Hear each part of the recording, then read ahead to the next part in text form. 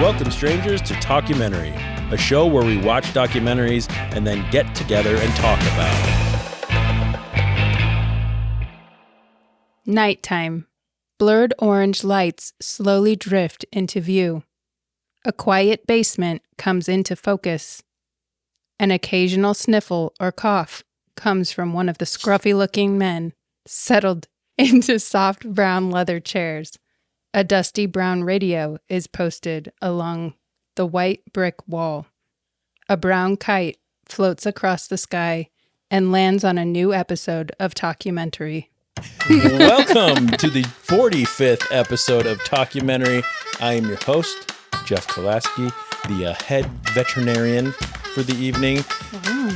Allow me to introduce my veterinarian crew, our handling our website and our grants and finances for our wildlife rescue.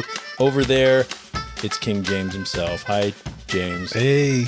Good thing you're doing the math. Yeah, Yep. Good thing we're doing the math. Yeah, you're doing our grants and our website and all that stuff. Our resident errand boy over there cleaning the poop out of all the bird cages. My sister, Lauren Kolaski. Hi, sister. Hi, Welcome. the errand boy. You're the That's errand me. boy. I like it. Our head errand boy. I will be henceforth, I will only answer to errand boy. Errand boy. Yes. Errand boy. So before BOI. James, what's up, man? How you doing? All right. You had a birthday in October. I was going to ask you. Yep. All the way back in Yesterday. October. All the way back in October. Uh-huh. In October. So now you're 43 years old. You're 18 years old with 43 years of experience, I heard. That's what it is. Almost like bam, there it is. Born Bam. October 1962. I'm not 61. I'm 18 with 43 years of experience. Nice. There you go. I Yep. like that. Happy birthday, man. Happy Thank you very birthday, much. James. Thank you very much. Did you do anything fun for your birthday? My son took me out to some Fancy restaurant? fancy Italian restaurant. Yeah, it's pretty good. Then he made me walk all the way around the old market. Yeah. I like, What'd Was you it- eat? Yeah, what did you eat? I cannot remember right now. It was shrimp. It was I know Lasagna. it was lasagna mixed with shrimp. Was it lasagna pretty- soup? No, it was a lasagna soup. Yum. Yeah, that sounds interesting, but no. Yeah, it was like a shrimp cream Oh thing, my God. something like that. I don't know. How did you somehow make it sound gross? Well, It was Scrimp. delicious. happy birthday, Grandpa James. Yep, thank you.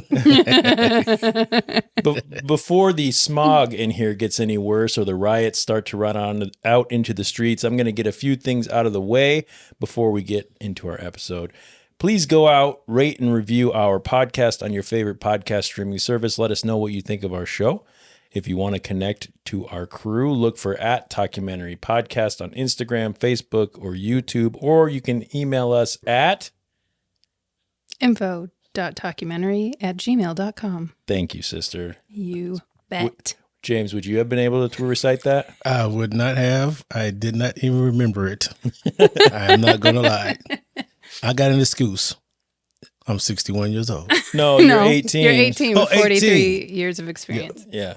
that's right. Make sure you all of our listeners out there, you guys, you listen all the way to the end of our show because there might be some information you'll want to hear. Speaking of that, it is shout out time. Woohoo! We need to give a shout out to none other than friend of the show and friend of my sister over there, Kimberly Whitehill. Yeah, Kimmers! Yeah, Kimmers. She hit us with a fry bread word of the day a little while ago from our Rumble episode. So that was a lot of fun. That was. Kim, thanks for listening. Hi, Kim. You're probably here for her, even Most though people are. you should. Yeah. Just joking. And we have another shout out. We have one more. But it's a repeat shout out. Yeah, we know who this is and whose mom it is. Yeah. Not mine. It's to our mother, Kathy Human, a.k.a. Mama Cat, a.k.a. Jeff's mama. Jeff's mama cat. Jeff's mama cat. I almost said fox. Well, yeah, Either one. that's close enough too. She hit us with a fry bread as well. So thanks for Yeah. listening all the way to the end. Also, everybody. I thought it was kind of cool that she said that we have both had fry bread before, which Yeah. I did not know. No, I know. In that episode, I'm going, I don't know what fry bread is. What are you talking about? And then she's like, you had it. You were like 6, but well, yeah, that's probably why I don't remember. Anyway, thanks everyone for listening. If you want a shout out, make sure you listen to the end of one of our shows, and we will give you the word of the week, and then you get on our social media and you say it or something, and we'll give you a shout out. If you make it really funny, we might even read what you said, but no promises. No.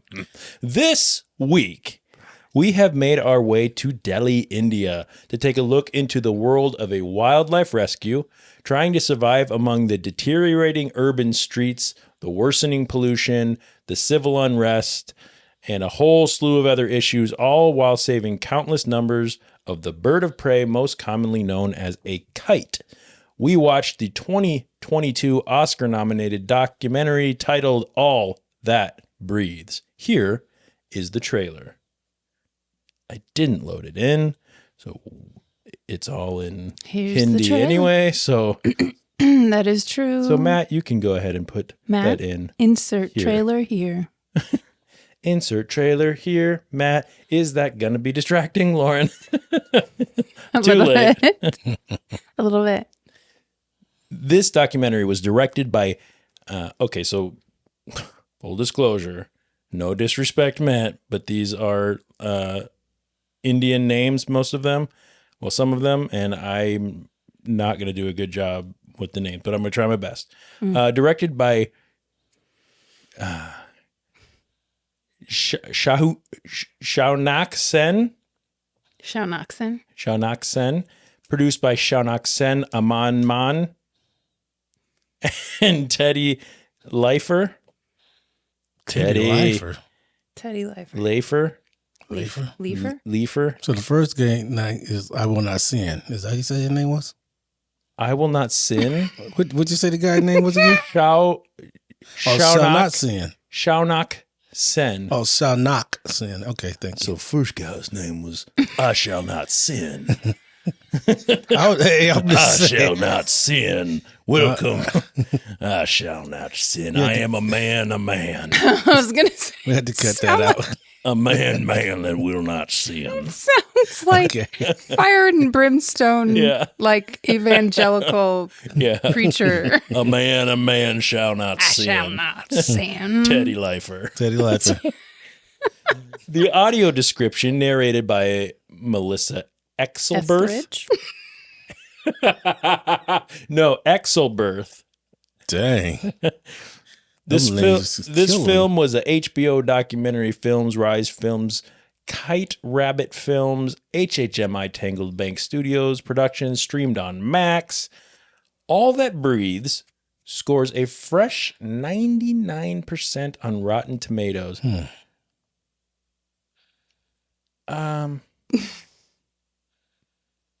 Yep, sure did. 99% on Rotten Tomatoes. Yeah.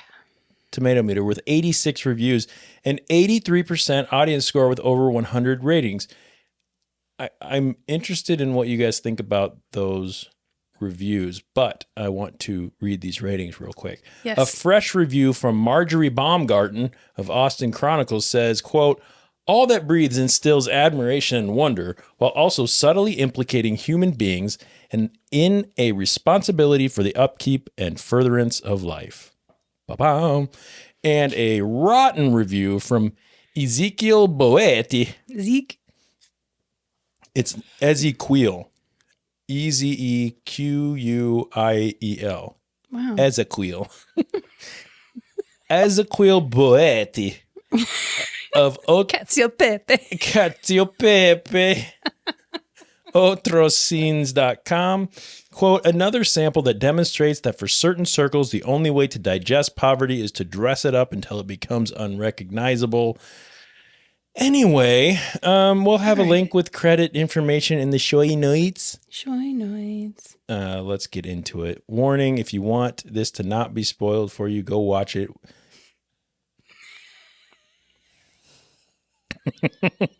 Go watch it. Come back, join us. I had to take an USA on these names. Okay, so let's talk about those reviews. 99% on Rotten Tomatoes. Lauren just breathed out heavily the word how. I Don't know. I don't know either. I don't either. So not to take anything from this because it was a very well made documentary. Very well made. I think it did bring a little bit of light onto things, but I have some opinions on all of that. But overall, 99% is a pretty fucking high review for this. But James, thoughts? Good morning. Good morning again. Oh, shit. Wow. 99. Yeah. Maybe are they all from that country though? You know, probably. Are they all from India? They're all from India? Maybe. I don't know. I don't know. I mean, because it might have been more enjoyable if Yeah. we didn't have to read subtitles. I mean, that's Or very. listen to Melissa Etheridge. Or listen to Melissa. Had either of you seen this before? No. No. Have you heard of it? No. Nope. So I saw this pop up on HBO, shortly after we started this show. And I was like, oh, this looks neat. It was interesting when so every shot that they show, like every still always shows Salik. Okay. Mm-hmm. So he was the errand boy basically for the two brothers, Saud and Nadim. Mm-hmm. But he doesn't get credited for like anything. Really? When I was everything I was reading about this was just brothers Nadim and Saud, you know, and he's like a huge part of it. This dude lost his glasses to a kite. Yeah, it took him right off his face. That was hilarious. It was. I laughed. I laughed too, and I thought it was funny how they kept that going. Yeah. They'd be like, "Stop talking about your stupid glasses." Of course, that wasn't their actual words. Right, It was the guy's voiceover, like that was doing all the all of them, Yeah. even the wife, everybody, and Nanu, the and little Nanu. boy. Yeah. Let's see. Any predictions going into this before you started watching? I mean, you say all that breathes. You look at the cover and you see Salik staring down a kite. Mm-hmm. What do you think this was going to be, James? I didn't have a clue. All that breathes, and I'm thinking they're gonna talk about more than one type of bird or one more type of animal, and they're gonna help out a lot of things, and that's what I got out of it. A man staring at a bird, and the bird staring at the man, and that's pretty much, that's a 99.99% of the ratings. I'm gonna be honest. I have no idea what you just said. Well, I was saying, it just came out where all that breathes. You seen the picture, you seen the guy staring at the bird. Mm-hmm. It got a rating of 99, and that's what they rated it for. I mean, it was just that. I don't get it. Yeah. But anyway, Sister?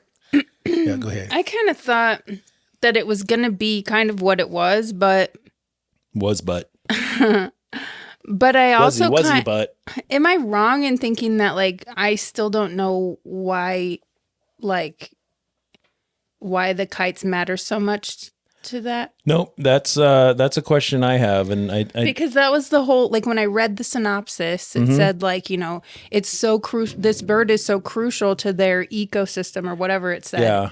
Well, I can't remember the words that they used, but it was something along the lines of like, right. The birds play such a huge part in the ecosystem of Delhi, and they're trying to save these birds, but I don't know why. Does it have to do with the trash and the death? So there was two things that they mentioned throughout the doc. One was the trash, where they said that so the kites eat the trash. They have these giant trash mountains, but they also in the same breath said, but if the kites weren't there, something else the buzzards would come or something else would come. The world takes care of itself. They mentioned that. So whether that's true or not. Someone's phone? Is that my phone? It must be your phone. It must, because mine's not doing anything. It is. Look, I can see it vibrating in the... Okay, it's done. Jesus. At least it wasn't me this time. You know? Yeah. But the other thing was they talked about the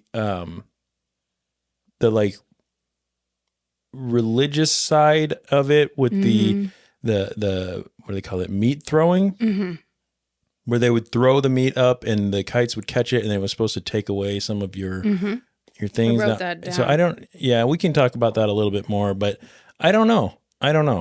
So some details about the documentary. Two brothers, Nadeem Shehzad and Mohammed Saud, were raised in Delhi, India, looking at a sky speckled with black kites, watching as relatives tossed meat up to these birds of prey.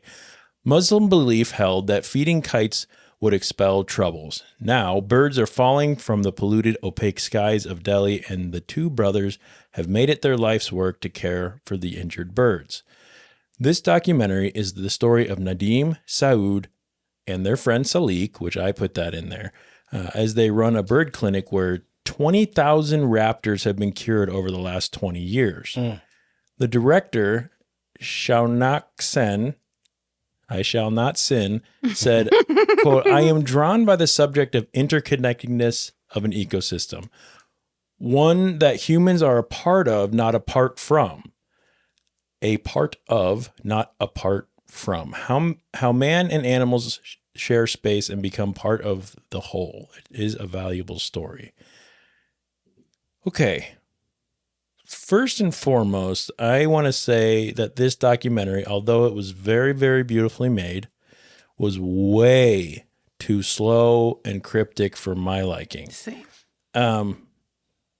There was so many long shots of blurry and slow pan to another shot where something comes into focus. It doesn't really give much context. But man, there were some cool shots in this. There was. It was beautiful. So, you could tell that some time and effort was definitely put into the setting up the shots and all that. Yep. But I am so sorry, to keep my attention and to keep me interested, I needed more. Thoughts? Yeah, I agree. And I had to watch this in 2 sittings. Yeah. Excuse me. I had to watch this in 2 sittings. I had it going, and I thought, I kept being like, I reading along with You're the a slow slowness. reader. We got it. No, I'm not a slow reader, but reading puts me to sleep.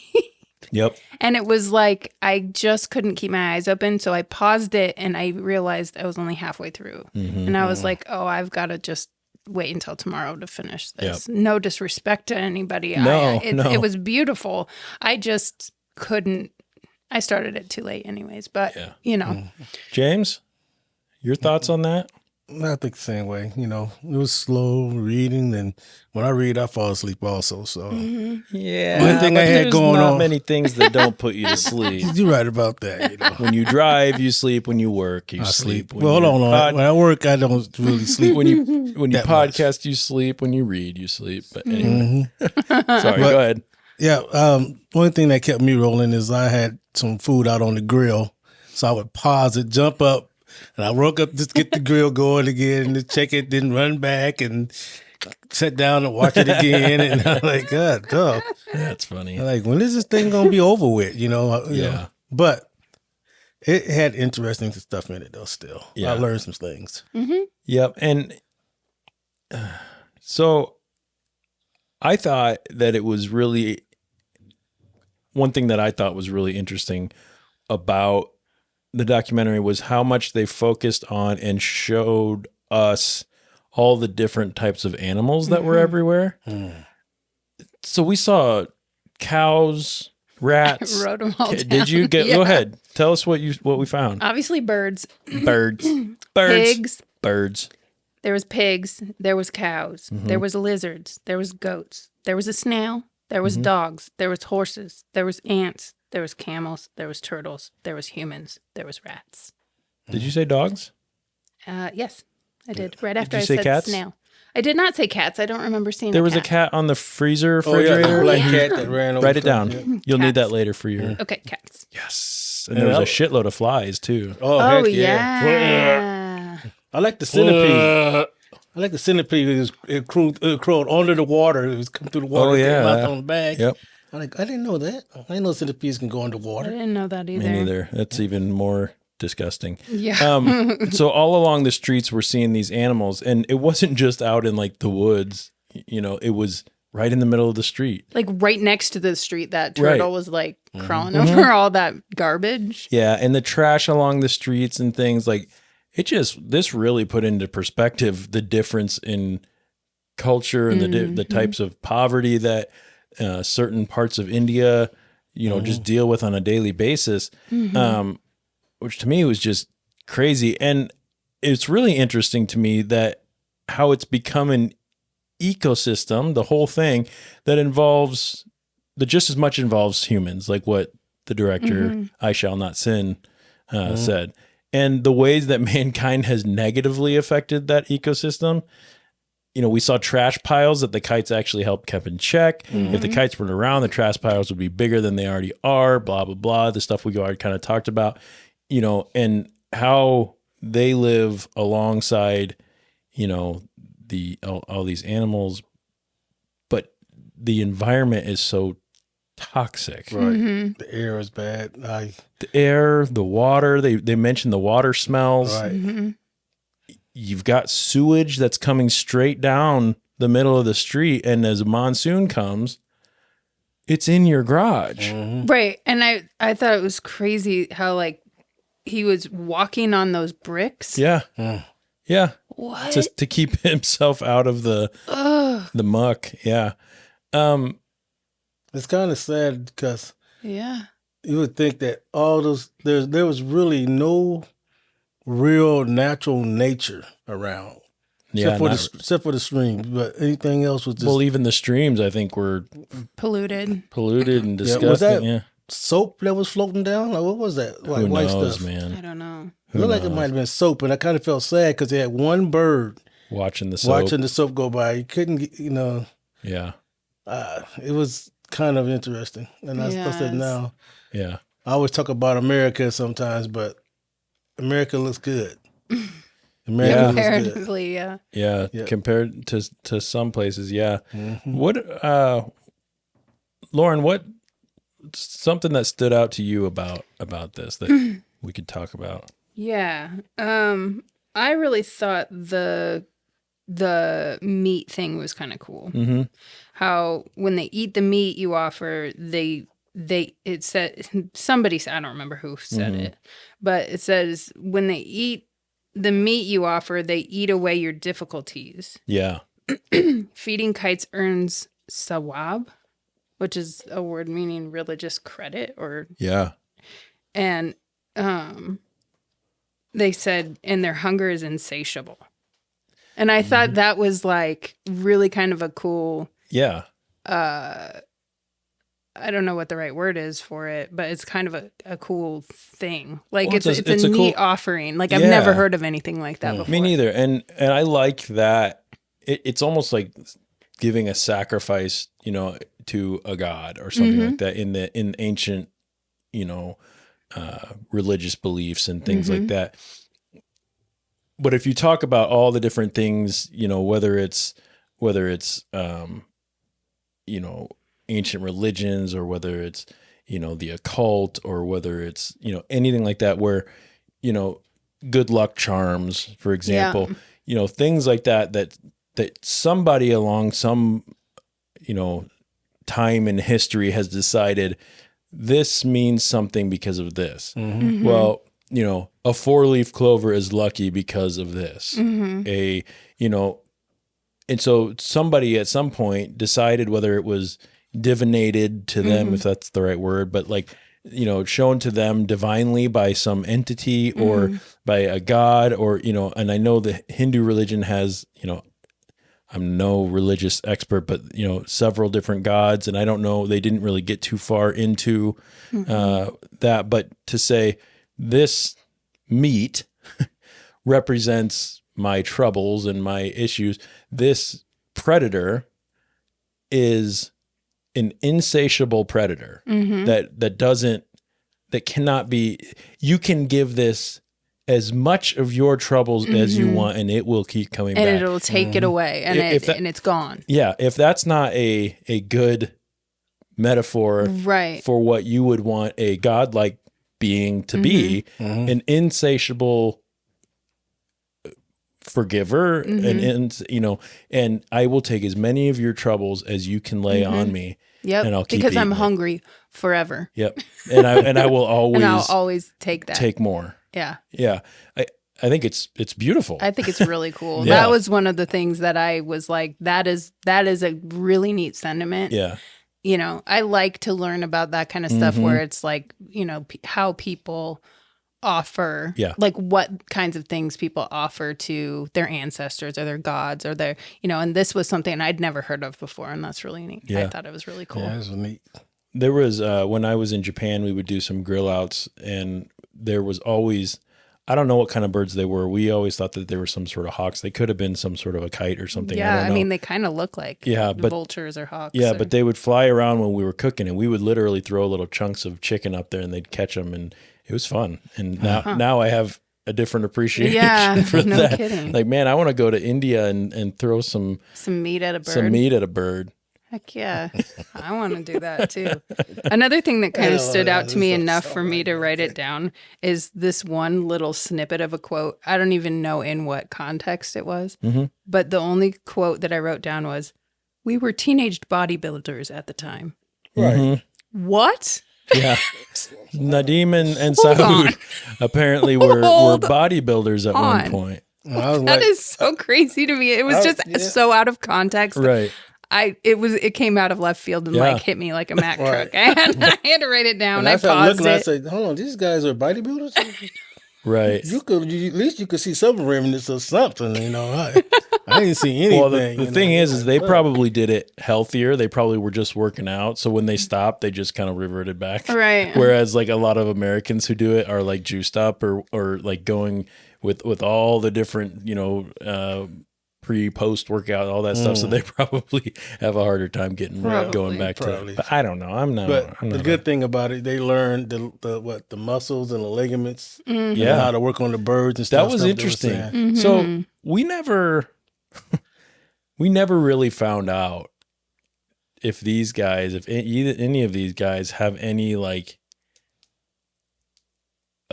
education on whether or not they can be taking care of these animals. Like, if you learned your anatomy by bodybuilding, we don't have the same anatomy as a bird, nah. And in some ways it's kind of like, well, they're not an endangered species. No harm, no foul. Right. But they got government funding eventually from this. And, so you would imagine that there'd be some kind of checks. I know in the United States, if they wanted to start something like this, there's no way they'd let them be a go-to if they didn't have some sort of, definitely credentials. Not opening a hospital. Right. Like, but I don't know. James, what stood out to you, man? Do you remember the documentary? I barely remember that. No, I remember. You watched it today. I watched it today, so it's fresh up there somewhere. The thing that I like nature a lot. I like a lot of nature. But when they said that due to all the changes in like the trash and everything else, the birds' natural functions where they probably collect insects, rodents, or whatever they get, they now rely upon the people now. So they use people instead of using their natural instincts. And I thought that's kind of sad, but I understand it now. Sure. So that stood out with me. And then the houses that they set on fire and stuff like that, and they had to stand outside and watch the house. The riots and stuff. That were 2 kilometers. Right. So I can go into that just a little bit. There was to me, a lot of unanswered questions in this. I feel like it was very cryptic. Like you mentioned Lauren, I think you mentioned it at the beginning. Perhaps if we were Indian living in that, in Delhi or in New Delhi or somewhere around there, or if we were more, in tune with world politics and things like that were going on, maybe, we would understand a little better. But had it not been for this show, I would have never thought to actually look up any of this stuff. Right. There was a lot left unsaid about what was going on around them. Right. And we had a lot of background noise from the TVs and radios and things that were around, and you could hear like the loudspeakers in the background, news stories happening and slight mentions of riots and things like that. But we never got any explanation. Which in some ways, isn't the responsibility of a filmmaker to give all the background. It was a creative choice that they made to make the movie more cryptic, maybe to cause white American like myself to go out and do some research if they really want to know more. But in true lazy American fashion, that isn't type of documentary I really enjoy that much. I like to get some more from it. I'm all for the aesthetic beauty and all that, but it's got to have something else for me to really enjoy it. Or it needs to be just that. For that. Where that you're going into it as like a cinematic thing where you're going to be looking at nature or whales or whatever. Exactly. Like those like David Attenborough type of nature documentaries and stuff, or like more like an expose or like right. Yeah. I don't know. But when you go into it knowing that you're going to be just looking at beautiful landscapes and hearing music and, a guy with a British accent every now and then saying, look at the whales, whatever. Look at the whales. Look at my British accent.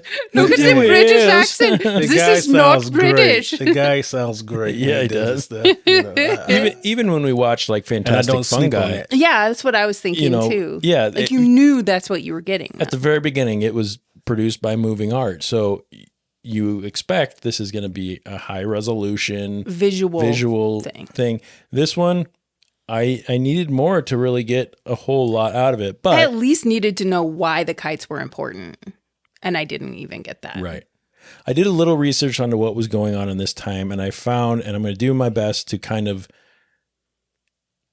I don't know all the history. I don't know, all of what the politics have gone on. So don't hold me to any of this, but this is just a short bit about just to maybe give some context of what was going on around Nadim and Saud and Salik as they were doing their trying to make a wildlife rescue work. The reports were about the Indian Constitution and the Citizenship Amendment Act. And later in the documentary, it changes into the anti-Muslim riots of 2020. So India witnessed nationwide protests in 2019 and 2020 against the Citizenship Amendment Act, or the CAA, which facilitates the granting of Indian citizenship to religious minorities from Afghanistan, Pakistan, and Bangladesh, as long as they practice any religion other than Islam. So that's where the whole thing came in. So Hindus, Sikhs, Christians, Buddhists, Jains, Parsis, they were all welcome as refugees, but if you were Muslim, you were excluded.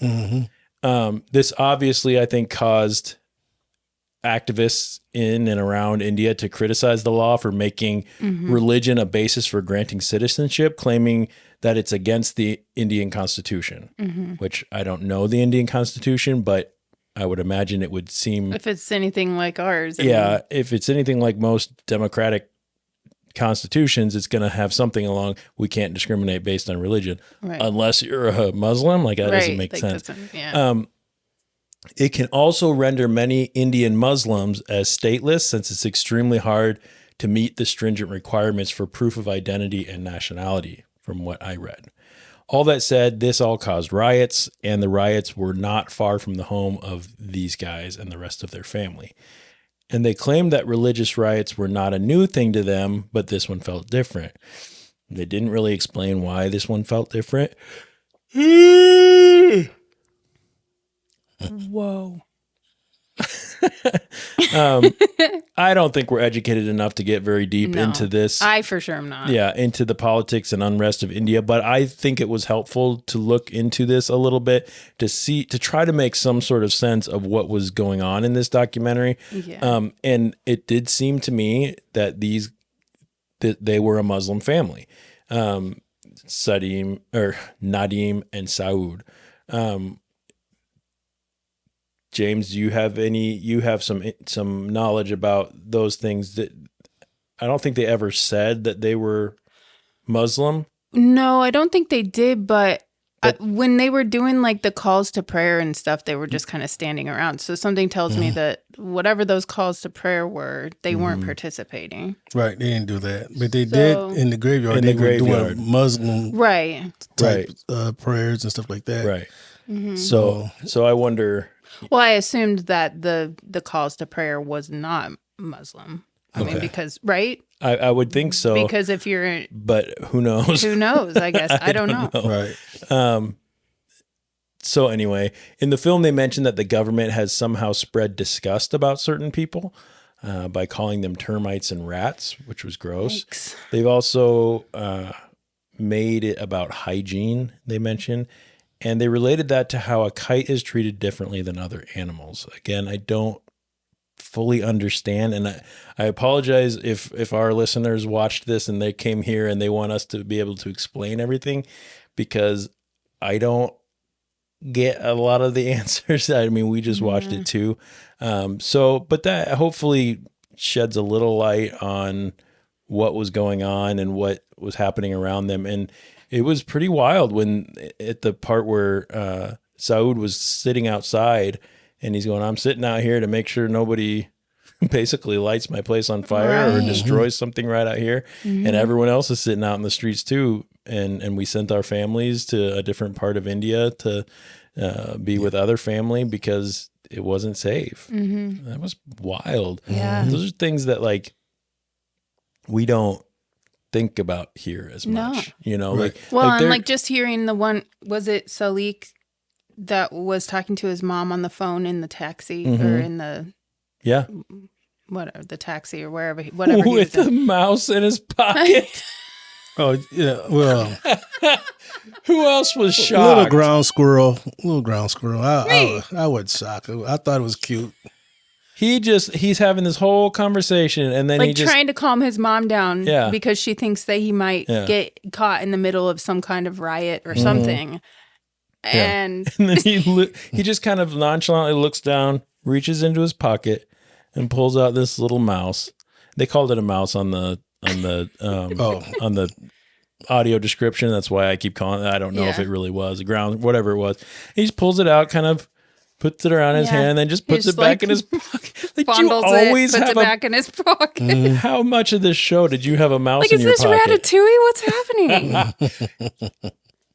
He kind of had the nose of the Remy from Ratatouille. And I thought it. Yeah. When that happened, I thought Ratatouille. That is really funny. One thing that I learned, so when I was doing before watching, I did a little bit of research. I watched a trailer. I looked at the website for the wildlife rescue and whatnot. And they alluded to in some article or something about the effect that, you remember in a short part of the film, they alluded to the flying of those paper kites. Mm-hmm. You remember that? Yeah. So apparently what I learned was that there's a much bigger problem to these birds in the flying of those paper kites than they alluded to in the film. Huh. So apparently the paper kites have this glass coated string, which they call manja, which can be potentially lethal to birds and actually humans too. Because it can cut the throats of the birds and the wings and stuff of the birds. And I guess get tangled in it or something? and I guess there's thousands of these kites that they fly up there. So to me, they could have focused a lot more on that. Yeah. And that would have made a really interesting comparison. The kite bird versus the kite, Like the whatever. paper The kite. paper kite. And India has actually tried to ban the kite flying, but it's failed because this is some sort of tradition. And What? right, it's been said that the paper kite flying practices and that glass coated string is the number one cause of bird injuries that is treated at the wildlife rescue. Why didn't we know that in this documentary? That's exactly what I was wondering. So Why did they weird. decide to, so to me, I go, okay, so it leads me to wonder, what was the filmmaker's goal in making this? Was the goal to focus on these guys? Was the goal to focus on the civil unrest, Well, the ecosystem, the environment? I feel like it might be the environment because of all of the nature shots, like all of the, the cool silhouetted ants and things. Like, how in the world did you get that shot? Like, that's insane to me. Right. It was awesome. Was. It was cool. And showing these, these animals thriving, even though there's trash everywhere and there's sewage everywhere and there's basically a river going down the middle of the street. They're still there and thriving. I don't know. Yeah. We don't know their actual health, but they're there. But they're there and they're moving and they're doing their thing. The turtle is climbing up the climbing trash pile over just the- like it would Yeah. a rock or a sand dune or right. or something. But They did play everything they played on the videos. One thing I like about this video that everything was for real. You can just say everything was honestly for real. Yeah. There was no spin on anything, just Trying to sugarcoat it no or sugarcoating, looking the like argument with the wife, the brothers getting in the argument and they don't sit up to each other for like 2 minutes. Yeah, that was so I thought that was so weird, like how different that. So I just kept thinking, like, if that was me and you having a conversation like that where you were gonna leave or something, I don't know. Like it would have been so different. Like I would have been way more outspoken. These people just kind of sat there and looked at each other. yeah, Like, and then I have a hard time holding eye contact with you regardless. I know. I don't It's like because it. I'm Medusa. You'll turn to stone. If I take my glasses off. See? Told you. He's frozen. Frozen. Forever. kite Haha, time. James, this is our podcast now. Something that stood out to me maybe the most about this film was the unrelenting patience that the wildlife rescue crew shows throughout the documentary. Despite power outages, despite the sewage backups we talked about, the extreme heat they always talk, the fucking flies, Freezer going out Yes. or the refrigerator going out. Whew. the meat grinding and all those flies, the failed attempts at getting funding and things like that. They keep plugging away at these kites one at a time, helping the birds that no one else wants to help. So they mentioned that not wanting to help the birds because they were not a vegetarian bird. Did you catch that? What's that about? Anyone have any idea? There's probably some kind of I don't know. Some type of religious thing. Yeah, probably. I would it? assume it's some kind of religious thing about the meat. Like it has to be some kind of certain. Are Meat all or not. Indians vegetarian? No. So Because they eat goats and stuff, right? Like I've had Indian food. We've all had Indian yeah, food I mean, before. chicken marsala is Yeah. fucking awesome. Yeah, it's real good. I just had it the other day. Nice. Your gut still hurt from it? No, Okay. it was perfect. It was like a Boda box of Indian food. It was great. It was like a lunch thing. Sorry. It's like a lunch. It was so good. I almost said it was disgusting. It was disgusting. It was I loved It it. was disgustingly good. But yeah, I don't know that anything would make me want to keep doing what these guys were doing. And all the while, so something I would love to ask these guys, some information that I wish that I had. So do they make any money doing this? Right. Is it all just government funded or? Right, because they were running a soap dispenser business, I guess, wondered or what distributing. that was about. I Yeah, must so have missed it. They mentioned a soap dispenser business that they were running. And at one point there was Saud, when Salik was bringing in box after box of different kites, and he's sitting there testing this soap pump, making sure it works, switching out the thing, and Know what you're doing? yeah, Okay. something like this. Have you ever seen this? I've ever seen one of those. Look at this. Yeah, the one of those. Yeah, Look at it's a this. goofy finger. This right there, that's a goofy finger. I don't know if hate that guy it do so anything much. with the soap punch, but I guess we could tie it in. Yeah. Somehow.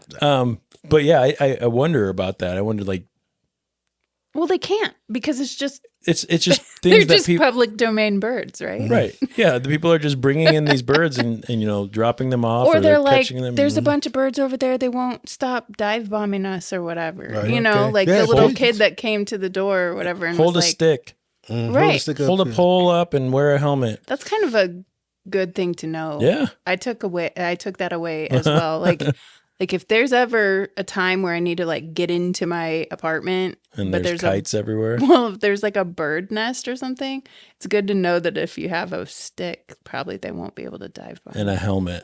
And a helmet. I have A one lot in of my pigeons. car at all You see the times. pigeons? What? Yeah, a lot of pigeons in there too. Pigeons? Pigeons. Pigeons. You got pigeons in there? Anyway, Did you guys feel culture shock when you watched this? A little bit. Yeah. Yeah. What about this kind of shocked you? Because I did. Well, I mean, it's just such a different kind of poverty than what we're used to seeing here. Yep. And it was kind of mind-boggling. Yep.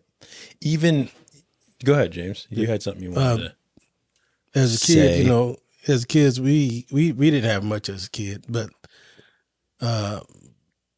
same way that his kids are, they don't see the problem. They're Right. happy that it games and everything else. So there's no problem to them. The problem is that the knowledge of understanding and knowing what is what with the adults.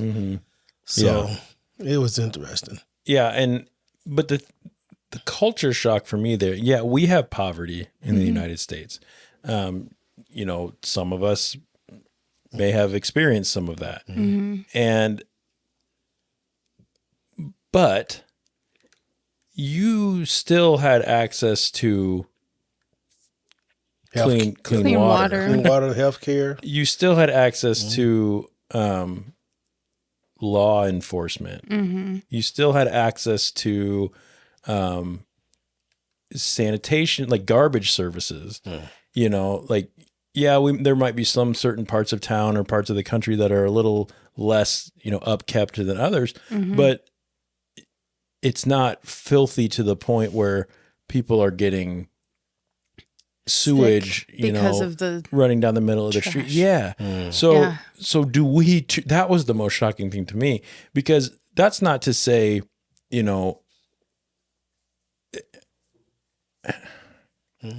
I don't want to say that. I don't want there to feel like I'm saying anything shameful about that, because there's not something that a single person or whatever, or even that small community could change, right? I'm not trying to talk down about anyone's situation or anything like that, but if anything, it made me feel kind of sad, because I'm going, man. So we did our episode about happiness, right? Often people with less things are happier. And I wonder about the happiness levels in this part of the world, because although pollution and civil unrest probably have a lot to do with that, with their happiness, but maybe this is just, American privilege, I guess. Every ceiling fan or wall fan in that documentary had grime on it for days. I have trouble if I see one of my, return vents in my house dirty, and that of course is something that I am privileged enough to be able to worry about. But I have to imagine that's simply because of the air quality. I mean, they mentioned they have air cleaner in their house to try to keep things less polluted. Well, we've never even had to really consider that. No. We get the little like air quality thing on our phones Yeah. that says, what's the air quality today? Pollutants are high, okay. Yeah. But we're not talking about so high that we can't go outside today because we're going to get sick. Mm-hmm. We're talking about Right. if you can spend some time indoors where the air is Right. filtered, then, That's better. Yeah. Man, I just, and all through this, I talk about happiness, they're inside their little crowded garage playing a game of cricket. Mm-hmm. And they seem to be having a good time, They did besides seem- Nadim being a cheating asshole who didn't want to admit that he was out or whatever. We hear them talking. So this is the second film that we've covered in a row that talked about mankind versus the Undertaker in Hell in a Cell. Yeah. How? What? Right. Our Christmas episode last week. I think it's last week. I get my schedule messed up, but yeah. listen to our Christmas episode. I Am Santa Claus, because Mick Foley, aka Mankind, is a big part of that one. Yeah. But anyway, I thought that was kind of funny, like the little I just things. thought I didn't know about that because Yeah. I wasn't on the Christmas episode, but Yeah, neither was I I. did notice that. I didn't write it down. I don't know why, but Yeah, that was that's all one right. thing that I. Question for you guys: is a kite eating chicken cannibalistic? No, No. a kite eating a kite would be cannibalistic. Well, Well, James and I look different from each other. If I eat James, is it cannibal? Yeah, We're yeah, both humans. because you're both human. right. Well, they're both Okay, well birds. they're both birds. Yeah. All right. Maybe. Is that kind of fucked up? Yeah, it's a little Is fucked it kind of up. fucked up to feed a kite some chicken? I mean, is it gonna hurt? Is it gonna hurt him? Well, I don't know. I think it's okay. I think it's fine. Okay. Yeah. I just thought I it was also weird. think Birds it's of okay prey, if you know. I, you know. That's true. Birds of prey versus fowl. It's a different type of Yeah, that's true. I'll- And Yeah. if we're like in the Donner Party or whatever, and I die, like Which of- eat me. oh yeah, Yeah. yeah. I can't, but I won't eat you Why? because that's disgusting. Which one of us are you eating first? I don't know nothing about that. I'll going. just. Yeah. I'd live. Just solder it. No. Solder? Solderize. Cauterize. Just solderize my Solder- leg Solderize it. because we It'll have just those make- kind of things out in the. Obviously. Me, I'll just starve. No, you won't. Yeah, No. I ain't eating no human beings. I'm sorry. I'm eating no. yo ass. You if- probably would. There's a lot of chunky butt over here too.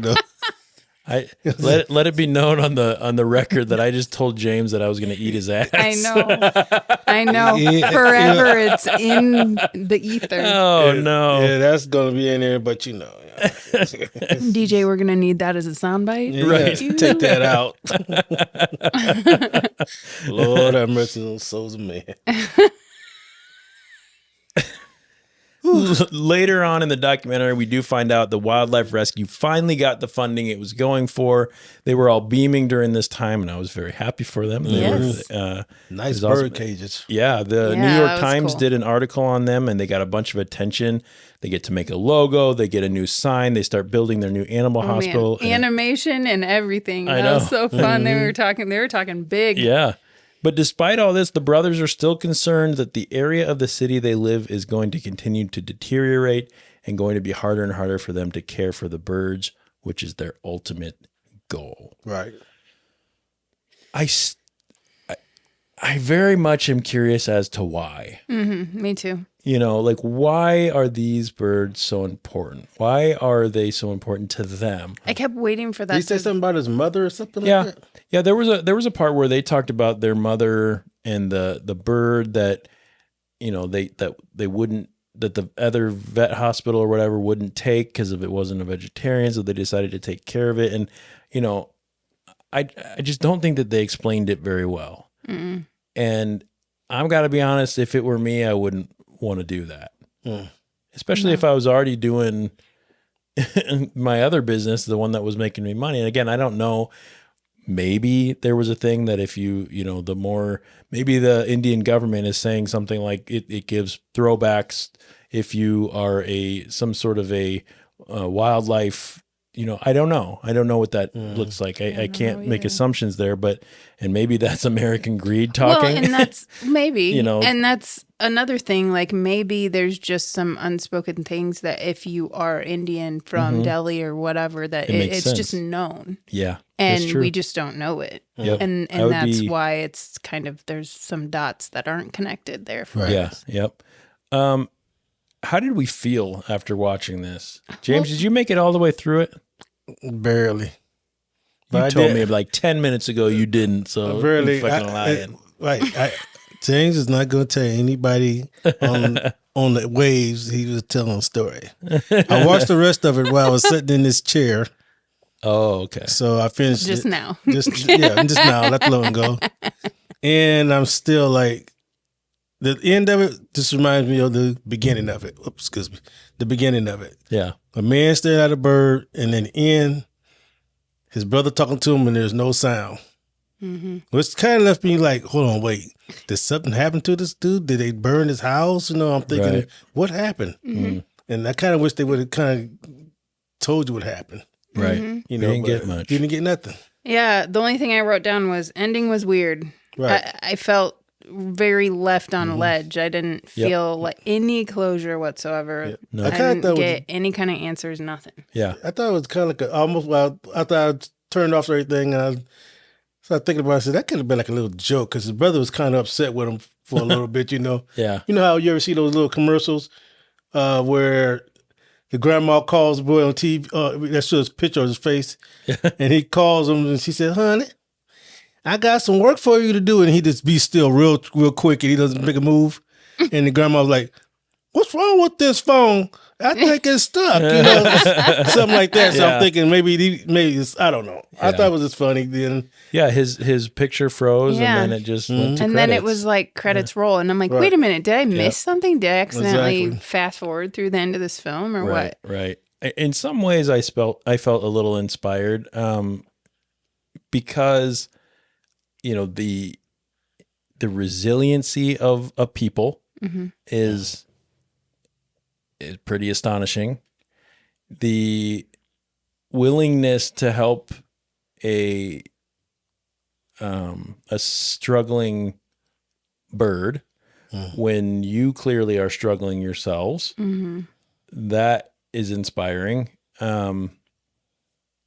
Going for it regardless of what else is going on, that's inspiring. But in other ways, unfortunately, I felt supremely bored when I was watching this, and that bummed me out, because the reason I picked this one, and I never went into the why we chose this one, but the reason I picked this one is A, it's newer. We haven't done a lot of really new documentaries, and B, it won a ton of awards and was nominated for an Academy Award. And in other ways, I felt like, what was the point of the documentary? What are they doing? What keeps them going? So I feel like this is a story that I would really enjoy. I feel like the thought of these brothers taking care of the birds and all that, there is a story there that can be told.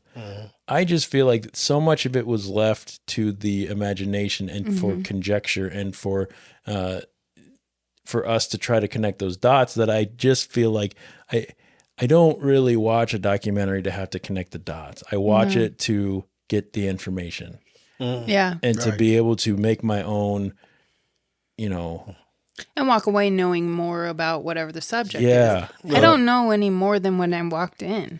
I feel like I don't, like, I guess I don't even know why the birds are falling out of the sky.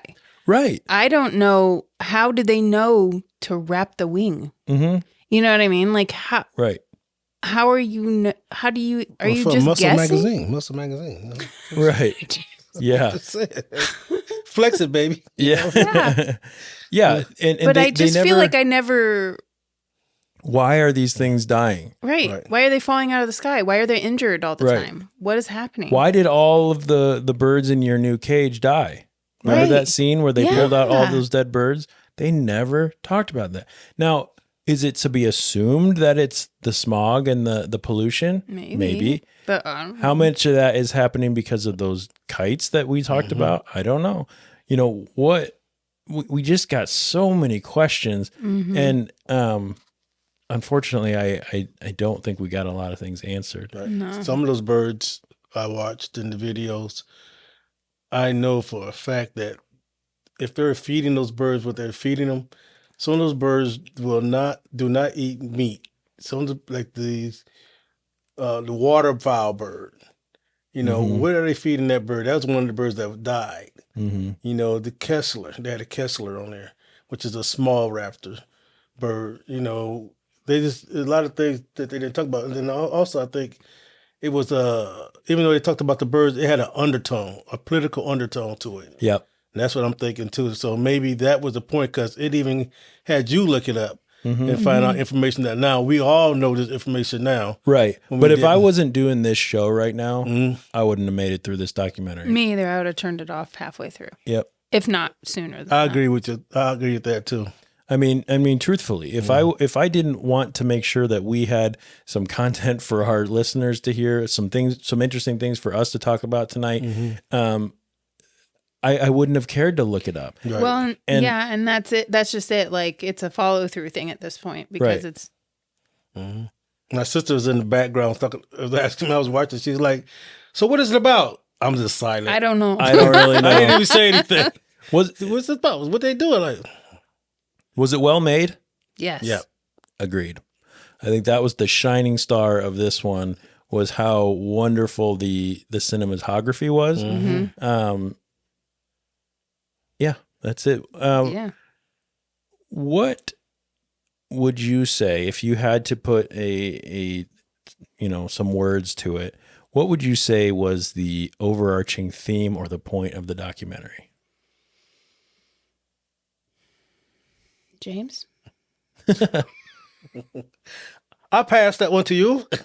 Because I honestly don't know. Yeah. I mean, it feels like I should say something like I don't know. change the title. Well, and I think the title actually is part of why I believe that the overarching message was to say that you don't care for things because they share the same country, religion, or politics. You care for things because that is what You should do. that's kindness. We're all, and I believe they even said life itself is kinship. We're all a community of air. That's why we can't abandon the birds. And Right. and if there's a theme here, it's caring for things that can't care for themselves, mostly due to the fact that we as human race are the reason that they're struggling. Because whether it was the smog, whether it was the kite strings, whether it was the buildings or the trash or whatever it may be, those kites were fine before we got here. And so that was my overall take. So they did a lot of shots where, they zoomed in on the spider, right? And then they zoom out and it's in the middle of a street where there's the security guard or whatever. Or they zoomed in on a snail and zoomed out and it was sitting on a pile of trash. Or they zoomed in on the centipede and they zoom out and it's going through the sewage water and the cows and the pigs and all that. And to me, the whole message, the thing that I took away from it was, we have made a mess. Maybe we're just focusing on this specific part of the world right now, but it's not the only part. No. And it's not the only damage that we've done. And there are creatures here that have relied on our planet Yeah. longer than we have, and or, depending on what you believe, for just as long. But they didn't do anything to, all of that they're doing is What living they're in the here world to do. that we like, have, Yeah. we have, made more difficult for them. Yeah. So, so all that breathes, they made a mention of, Yeah. do you have it there? Yeah. Yeah. I don't know that I wrote it down exactly right, but it's something like one shouldn't differentiate between all that breathes. So like Right. whether it's a human or a snail or a pig or a horse or a camel or whatever it is, it's no less important than It deserves humans. to be It cared deserves for. to be cared for. It deserves to have, it deserves its spot in the world, and Right. and we got to do what we can to take care of them. Yeah, and to me the biggest part of that is because we've ruined Right. their spot. Right. Right. We came in and fucked everything up. Pretty Right. much. Yeah. James, thoughts on that? I agree. We came in. I mean, with many of the documentaries that we've done, man has been a great factor in destruction. Mm-hmm. You know, and I think we need to turn around and reverse it and think of different ways to clean. I don't know if I thought India was a rich nation, Parts of it are. you know, and We how were- come we those were- rich people don't help out the other part, you know? That could be said about pretty much any country. There's parts of India that are very wealthy that are not at all like what we saw in this documentary. Just like there are parts of the United States that if you did a documentary on it would look a lot more poverty stricken than other parts. Yeah, like San Francisco.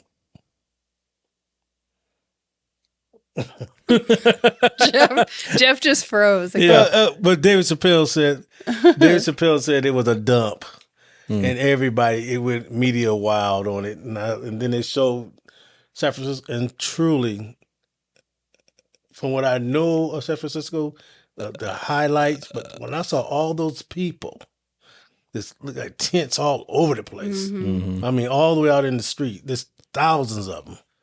I was like, wow. I like, wow. Yeah, that's my word. Yep. Dig it, baby. All right. Anyone have anything you have within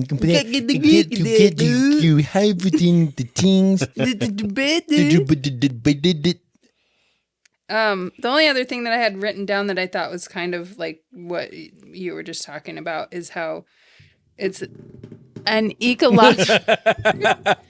Talking on the microphone. They kept they kept mentioning ecological tragedy, and it was like that's kind of, I guess, Yeah. a nod to what you were just Yeah. saying. Like we fucked this up. We've ruined We've ruined this for the snail. ecology. Yeah. And for the turtle and for the, Right. but look at them. They're still trucking along, trying to make it work. Nature Well, has a way And of we got to bouncing do back. something. Yeah. James just said it. And we've talked about it in the Plastic Paradise. We've talked about it in Fantastic Fungi, where if we stepped out, if our species died off today, it's going to take a relatively short amount of time for everything that we've done to be consumed again by the earth. Right. Yeah. And for it to take back over and to heal itself. Right. And thrive. Like in the And movie, thrive. And Yeah. be better off. Yeah. the movie Will Smith played in with his James, son. can you talk into the microphone? Thanks. The movie that Will Smith Oh my played gosh. in How much better does that sound? sounds a lot clearer to me. Oh man, that's the buttery voice. That's of right, James dig it, baby. Lee Wells. Dig it. Will Smith played in the movie called Earth, where they had to leave Earth because they just was so much destruction, but they ended up coming back, and when it came back, it was this most fantastic, most beautiful place that could ever be. Right. You know, and I was thinking about that. If man was not here, what would happen? National Geographic did the same thing. If man was not here, if human wasn't here, Yeah. they played the whole thing. I mean, I think this earth would do fantastic without humans. Yeah. Me too. I hate to say that. It'd be but just fine. Yeah. It would live. Yep. But we have to have somewhere to live. Yep. How about Jupiter? That's where you go to get more stupider. There you go. So Jupiter is out. Mars. Why do you go to Uranus? Why do you go to Venus? I go, To get more penis? Yep. I ain't going to Venus then. Yeah, that's for sure. You know, I think I'm gonna choose Pluto. That's If you go to Pluto, Pluto. you get more what. Buto. Buto. Well, Hey, you know about Buto? You know about Buto? Do you know about Do you know Buto? about Buto? If you're going to If you're Buto, going to Buto, you Buto you till you Buto die. till you die. those two? I don't know what that I means. don't know. Well, it's a thing, and I'll send it to you because it's a documentary about Buto, and it's great. No one knows what Buto is. Do you know what it is? No. It's a Japanese form of dance. and it is in-fucking-sane. Is it Buto or Kabuto? No, it's Buto. Is Buto not Kabuto? No. Okay. You got to look it up because it's awesome. Okay, I will. For sure. All right, let's rate this thing. What do you think? Let's do it. All right. Finally, we've come to the time in our show where we need to rate this documentary with an official documentary rating. Each crew member scores the documentary on a scale of 1 to 10 items, with 1 being as bad as a monsoon bringing sewage water into your hospital, and 10 being as great as watching a healthy kite fly away after you saved its life. The item that is used for scoring changes each week depending on the content of the documentary watched that week. This week, we will be using happy kites as our rating item. So, let's start with King James. James, how many happy kites do you give All That Breathes? I give the happy kites 4. A big 4? whopping 4. I'll give the happy kites 4. 4. A big whopping 4. A big whopping 4. So, this Oscar-nominated film, Sundance, all these other film, what is this? I'm bringing it down a notch. Bring it down. Bringing it down to a 4. Turn it down to We're at 4. the 99 up here, and we're going to bring it down to a 4. Bring it down to 4. We're going to bring it down to 4. Documentary says King James from Talkumentary gives it 4. Why 4, James? Why only 4 measly happy birds? It really had no good content.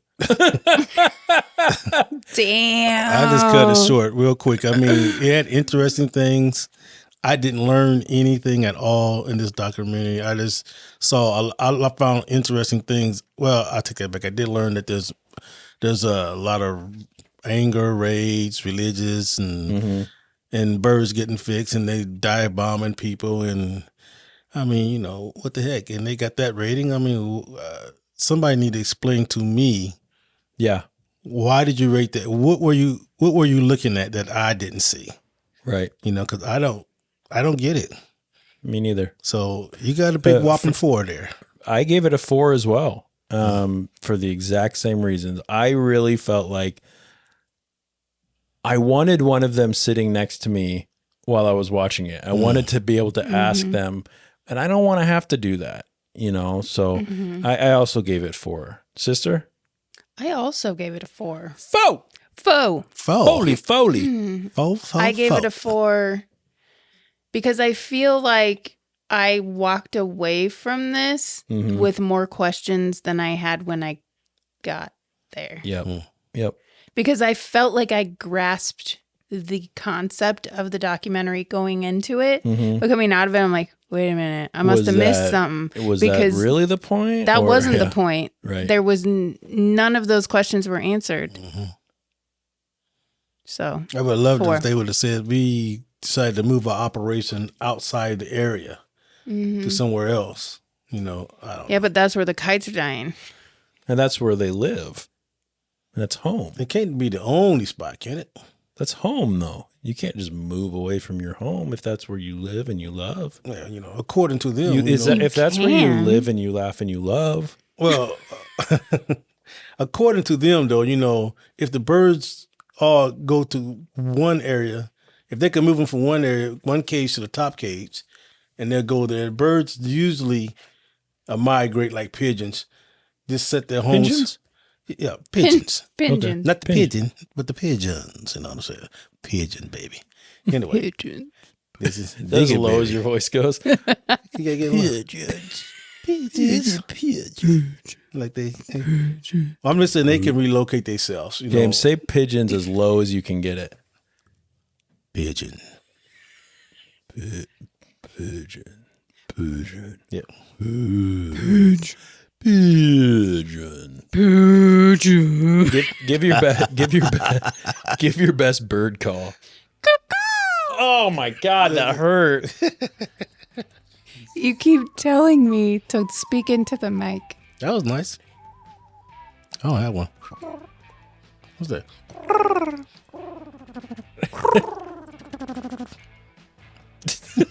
Sound like you're starting up a motor or something. All right. So thanks everybody for listening to our show this evening. We hope you always remember to care for the people and animals around you. All things that breathe are worthy of our love. And we all act as one giant ecosystem that needs us to look after each other.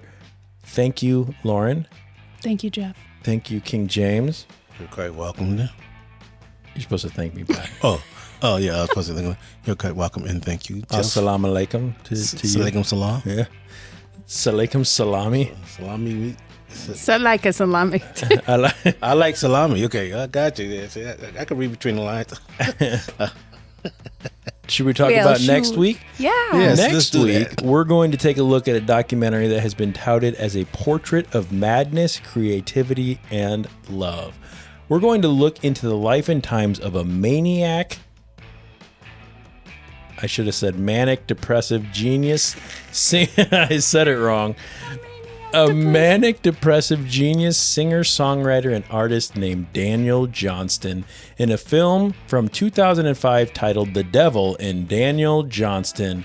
This is our very own Bryce Necker's all-time favorite documentary, and we have been waiting for this to come onto a streaming service so we can cover it. The funny thing is it was taken off of a streaming service before we got it, but thankfully, Bryce Necker bought the movie and we can watch it now.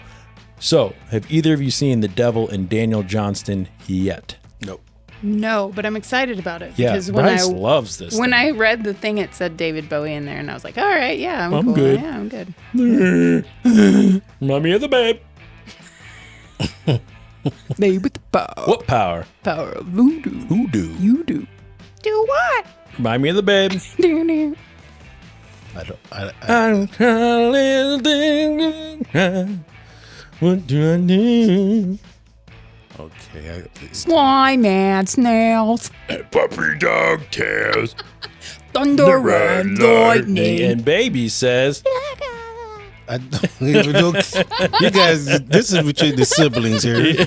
I have no clue. You know. anyway, That's the second time today I've heard that song. Thank you. Everyone go out, check out the documentary, The Devil and Daniel Johnston. Good luck finding it.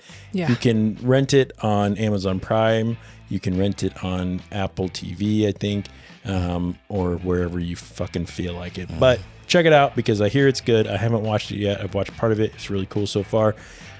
As I said at the beginning, rate and review our podcast. Follow us on all this stuff. If you've been listening this long, go to our social media, our YouTube, and comment the word. James, pick a word. Flask. Flask.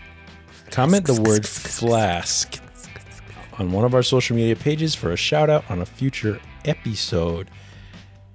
Next week, join us as we express ourselves through music and art, one documentary at a time, on behalf of King James. Hey. Lauren. That's me. Matt and DJ in the booth, and the entire documentary family. I'm your host, Jeff Kolaski, and I want to thank you all for listening. I hope you keep your minds open and be kind to one another. What are you pointing at me for? You know what to do. Pull your finger? Is that what you want? Do it. Not doing it. Bye, everyone. Okay, bye. Peace.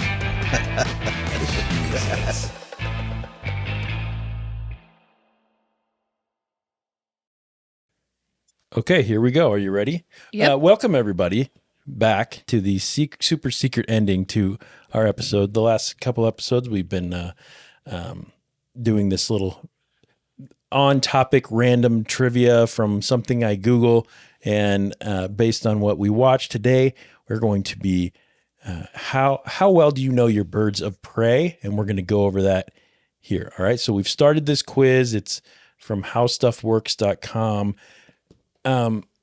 These look to be multiple choice. Okie dokie. So, all right, number one. Unique New York. Unique New York. Unique New York. Tip of the tongue, the tip of the lips. No. The tip of the tongue, the teeth, and the lips.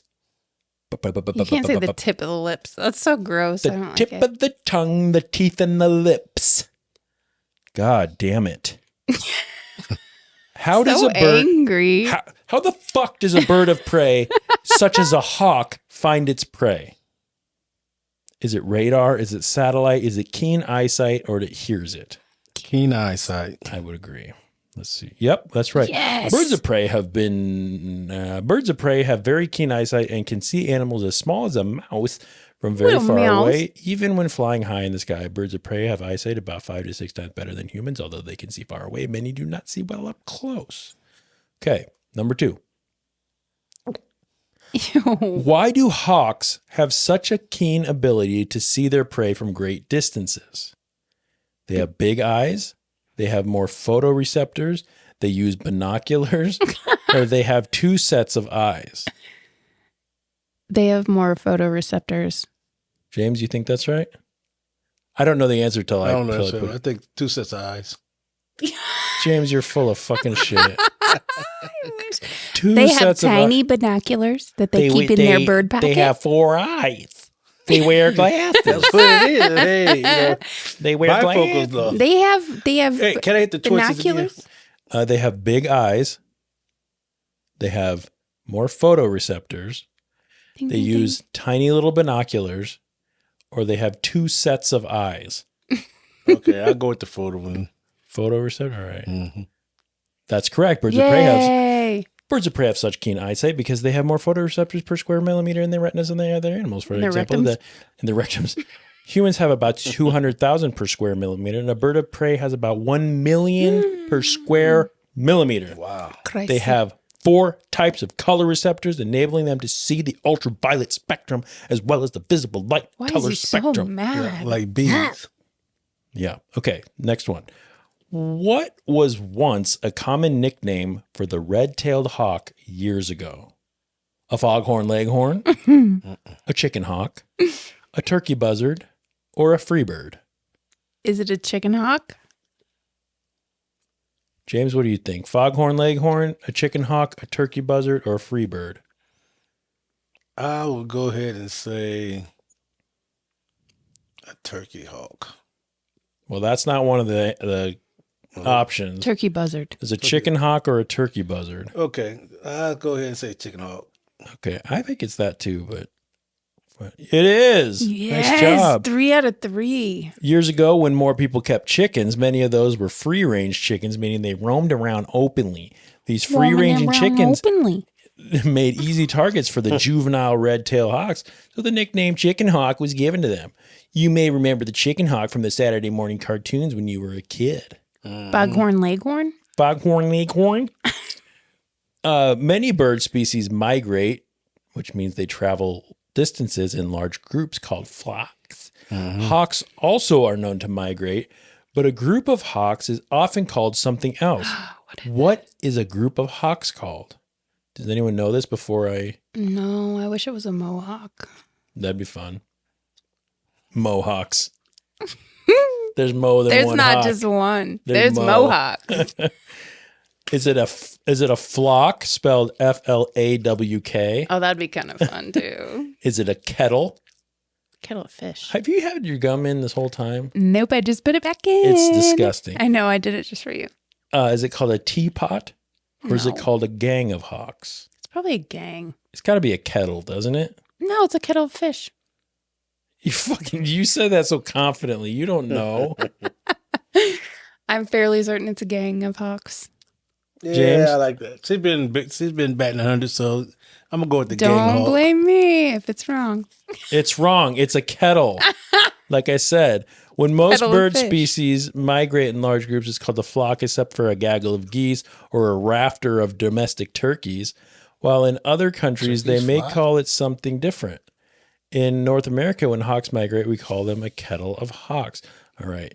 How long can a red-tailed hawk live in the wild? 5 years, 2 years, 15 years, or 50 years? 15 years. 15 years is correct. Good job. How fast can a red-tailed hawk fly when cruising, and how fast can they dive when attacking prey? Oh, jeez.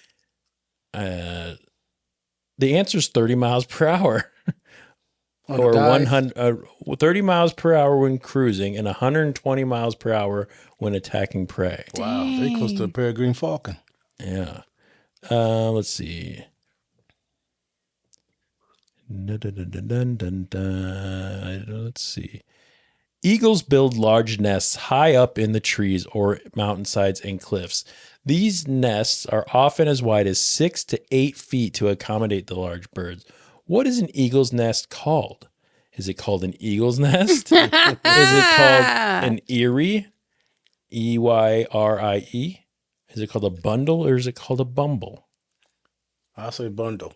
I think it's called an eyrie. I think so too. It is. Yes. Dang it. Is it like Lake Erie? It's spelled different. No, it's spelled different. Yeah. It'd be kind of cool if it was, though. Yeah. Let's see. Do we have any other fun ones before we get going? Oh, here you go. This is fun. Although not the largest of the apex predator birds of prey, what is the bald eagle noted for? Is it being the coolest? Is it carrying the heaviest load? Ooh. Is it having the widest wingspan? Or is it flying higher than any other? Or is it America? America. Does it have the widest wingspan? James It says flies higher. Flies the highest. no. It can't be because it's being the coolest. I mean, it could be, but I doubt that heavy there's a load. popularity contest going. I'll go with in the heavy load. heavy. So what do you guys want to put? Go with James's answer. I was wrong last time. All right, carrying the heaviest load is correct. Whoa! Although not the largest of the birds, the disgusting. bald eagle is among the largest. What it is best noted for is carrying the heaviest load of any bird. An eagle weighing 12 to 14 pounds was verified carrying a fawn weighing about 15 pounds. While most birds carry about half their weight, the bald eagle can carry its own weight, making it the strongest. Strong. Dang, look at that baby. It's Yeah, look at that. like a small hill. Dang. More like a speed bump. Look at mine. Looks like a small seal. There you go. Look at the part of that. Oh, look at the bicep ones come up there. Oh, yeah. That's you got something going on there, Lil, you know. Ain't no wrong with ball legs. I don't have anything going on mine. Okay, well, that was Talkumentary After Hours with some trivia to round out the episode, and everyone's having a great time. And, I am. yeah, Yeah, we'll see y'all. We'll see y'all in a little while. Yep. Okay, very good. Okay. Is this part on the thing? Oh, it will be. Yay! That's what I was going for.